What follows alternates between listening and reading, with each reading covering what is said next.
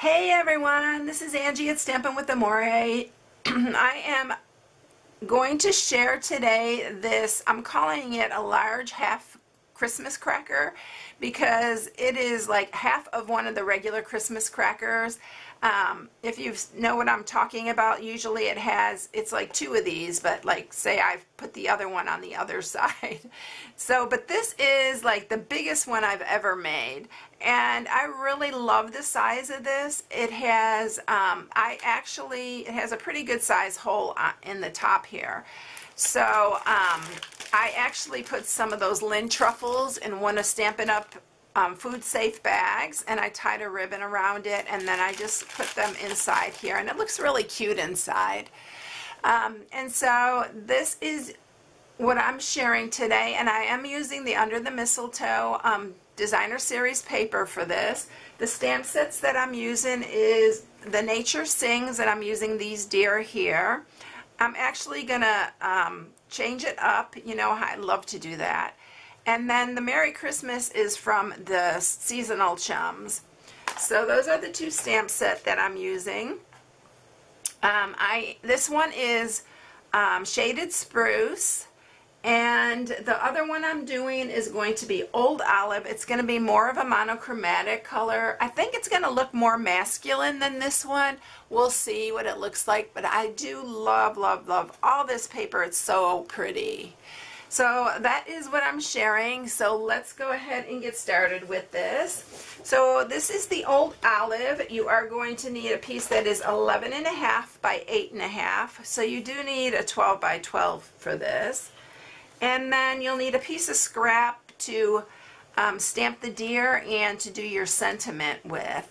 And then for the designer series paper, this is once again Under the Mistletoe, but I am using these deer this time. Since I had the deer stamp, I thought this is the perfect time. I've been wanting to use this deer paper. It's so cute. So these pieces are for the bottom part, and it is 3 1/4 by 2.5. So now you need 4 of those. And then for the top, I'm using this plaid. It has some really pretty plaids in it, all different ones. If you've seen my Christmas box here, the Ghirardelli box, this is another one of the plaids. If you haven't seen this, you can go to my blog and check it out. It's really, really cute. And this one, these pieces, you need 4 of these also, and they're 1 1/4 by 2.5. And then I already cut out a little Old Olive from the layering circles, and this is a scallop. This measures 2 1/4 inches, so you'll need a 2 1/4 inch scallop. And then I am using the 1 3/4 circle punch to punch out the little reindeer we're going to stamp. Okay, so let's get started with this. I am going to bring up my Simply Scored for this one, and we're going to score this. Okay, so our first score mark is going to be on the 11.5 inch side at 1/2, at 3 1/4, 6, and 8 3/4. And then we're going to turn it on the 8.5 inch side, and we're going to do it at 1.5, 2, 2.5, and 6. And that is it. All these are going to be on my blog. I always put a project sheet when I do a video. I always post a project sheet on my blog. Alright, first thing we're going to do is we're going to cut this long rectangle off right here. And I'm going to cut in, because that is going to be our glue tab right there. We're going to keep that one straight because that's the top of the box. And then we're going to cut up each one of these to that first score mark. And I'm going to cut a little bit out of every other one. You don't want to do both.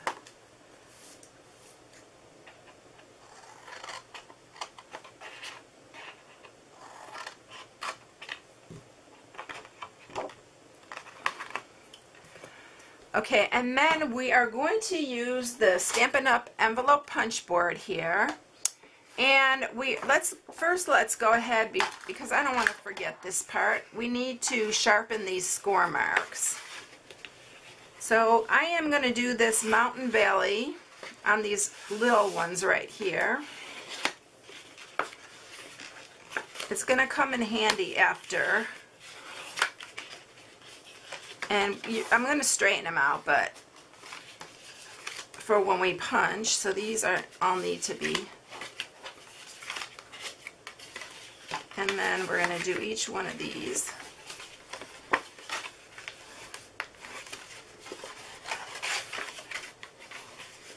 And then this one's for our glue tab. Alright, so now we're ready for the envelope punch board. What we're going to do is, the first thing I'm going to do is I'm going to punch this where our glue tab is. Now what you're going to do here is you are going to line this up. You can see where the little punch is on the inside here because it's facing me. I can see it. But another way to think about it is this little point right here will be on this first score mark. And then just punch. And then we are going to move it over, fold that one, do the same thing. You can line this point up to the first, that first score mark, punch. Sometimes I really got to put some power behind it. We're going to fold it, we're going to do it again. Again, line that point up to that first score mark. And then we're going to do this one.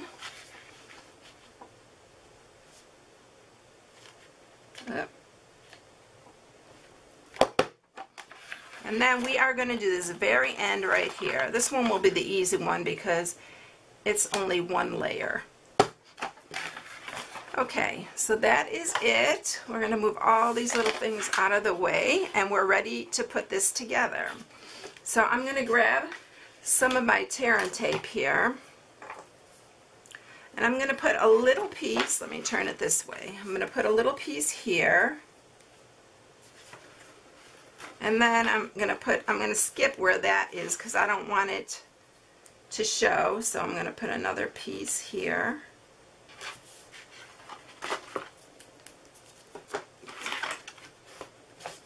And then we're going to remove the backing of that.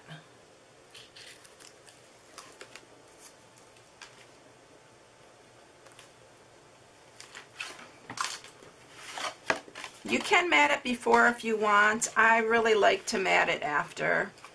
We're going to line these up.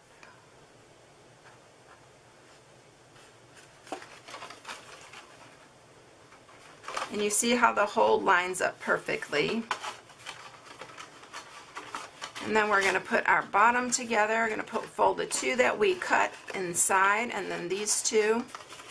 I'm going to use fast fuse, but you can use tear and tape. If you have fast fuse left, you can use that too. Oops. And line it up straight. If you have anything overhanging, you can clip it off. That's what I usually do. I don't like anything hanging over. It really bugs me. Okay. So everything is good there. See how when you score it, it makes a huge difference. It really, really helps to make sure you score that first. Alright, so let's get our matting pieces and get this matted. Oh, I just dropped them. Okay, let's mat these here. I'm just going to use snail for this. I could even use this darker side. I think that would be pretty. But we're going to use this. I like the plaid. I love the plaid because I really love like country Christmas stuff. And so this plaid is really up my alley.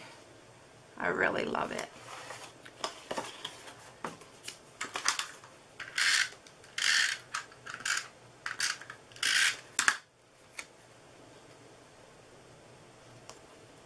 And don't forget, July 31st is the last day. You can join my team and get 10 free ink pads. If you have any questions, you can go to my blog where it has a contact me, and I'll answer any questions. There's no obligation to joining. It is, you get the $125 of free product plus 10 free ink pads of the family of your choice. It has to be all in the same family, but it is such a great deal if you're contemplating joining Stampin' Up. It's so fun. You can do it as a hobby, or you can do it as a business and earn some extra money.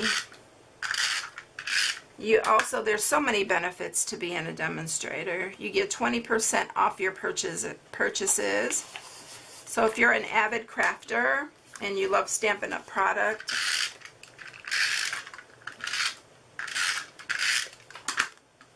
and if you want to join, you can also go, I have a link where it says join now on my blog. You can do that. I'd love to have you on my team. I have a small team, so I can give you extra attention. If you would like to do it as a business, I can help you. Okay, so look at that. I definitely think this looks more masculine. I think it'd be really great for a guy. All right, so now I have a choice to make. Should I use this glitter ribbon or this shimmer ribbon? I think I'm going with the shimmer. So this one is Pear Pizzazz, but it coordinates really nicely with this. So we're going to tie a bow around here. And you can pull this really tight to make it the hole smaller. And then we're going to just tie a bow. I'm doing this backwards. I should do it this way. Make sure your ribbon is straight. I should do it this way so my bow comes out right.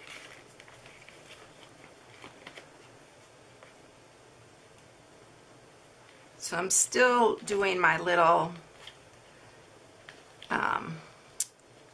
trick I learned how to tie these ribbons, and I'm really doing better at it. I'm really getting better. I was the worst at tying bows, but they're starting to look better. Okay, so I am going to get my ribbon scissors out. And you can make your bow as big or as small as you like. I like it bigger on this one since it's such a big Christmas cracker. Alright, now we're going to stamp our reindeer. And I'm going to use Early Espresso for this. We're going to stamp the reindeer. I love these reindeer. They are so cute. So I'm going to stamp them. Look how cute. And then I am going to punch that out with my 1 3/4 circle punch. I see it's a little wet. I don't want to smear it. It's so cute.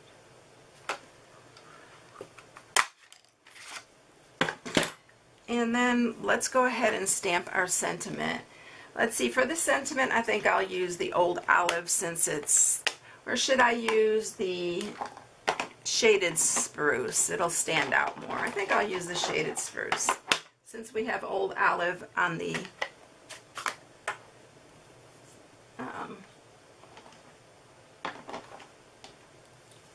we have the Old Olive for the back of this little tag.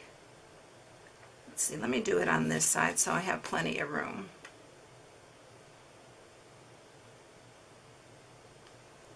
Yeah, I love this Shaded Spruce. This is a perfect Christmas color. It's so pretty. All right, so I am just going to cut this freehand. I'm going to just cut it really close. It's probably about a 1/2 inch width. Yeah. So I'm just going to cut it on both sides really close to the words because I want it to be small. And then I need my little scissors because I'm going to flag the end. I'm going to make this straighter. Okay, so let's flag the end here.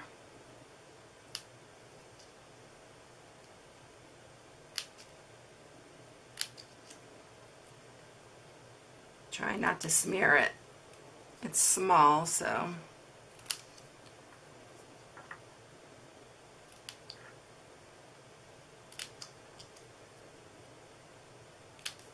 Okay, that's all ready to go. I'm going to get a little mini glue dot, maybe 2, probably need 2 for this. Put one on each side here, and we're going to attach it to the little reindeer, and then we're going to put it on.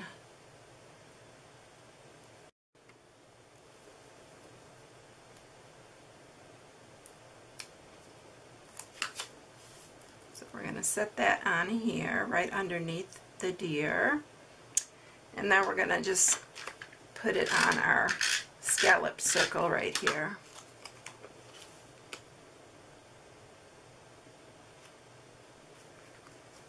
I'm going to use my little 1/8 inch handheld punch. I'm going to punch a little hole here. I'm going to grab some linen thread.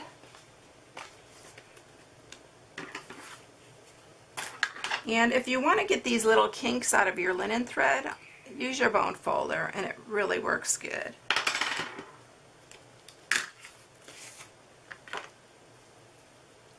I really like this one. I really, really love the colors in it. And I love that it looks a little bit more masculine. I am not really good at doing masculine. I've done some cute ones lately, but I'm really working hard at it. Trying to, because I know men like to get stuff too. Alright, and then I'm going to try to get that knot behind the bow here so it doesn't show. Love these colors though. There we go. And I need to straighten out that bow. But so there it is. Here's the other one. So can you see where it looks a little bit more masculine? I really like them both. So I hope you enjoyed the project today. If you need any supplies, you can go to my blog at stampingwithmri.com and shop from my blog. I hope you all have a blessed day. And oh, if you want to order anything, here is the hostess code for July. And if you use the hostess code, I put you in a drawing for the hostess dollars for that month. And so use the hostess code. If it's over $150, don't use the hostess code because you already get hostess rewards. So everyone have a blessed day. I hope you enjoyed it, and I'll catch you at the next one. See you later. Bye.